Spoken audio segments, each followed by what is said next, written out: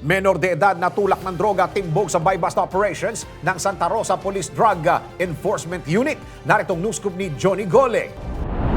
Mahigit sa 6,000 pisong halaga ng shabu itong nakumpiska ng pulisya mula dito sa 14 anyos na binatilyo sa inilatag nilang buy-bust operations dito sa Santa Rosa, Nueva Ecija. Sa ang operasyon ayon dito sa Santa Rosa Police Drug Enforcement Unit ay sinagawa dito sa bisinidad ng Barangay Rizal, alauna 30 ng hapon. Ayon dito sa ulat, habang ibinubulsa na nito yung marked money mula naman sa push your buyer ng DEU Kabayaran sa binili ng isang plastic sachet ng droga, saka ito pinusasan ng mga backup operatives mula sa intelligence at DEU operatives ng Nueva Ecija Police.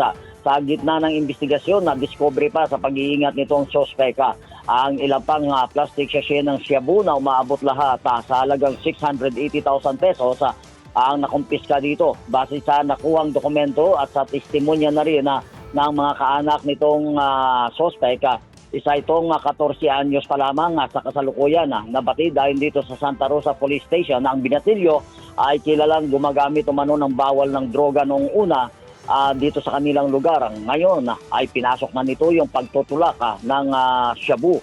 Sa kabila ng pagiging minor de edad nito, isinampa pa rin ng pulisya laban sa kanya itong kasong paglabag sa Section 5 at 11, drug pushing at possession of illegal drugs sa ilalim naman ng RA 9165 o Comprehensive Dangerous Drugs Act of 2002 sa Piskalya. Ito ay nasa pangangalaga na ngayon ng Santa Rosa Municipal Social Welfare and Development Office.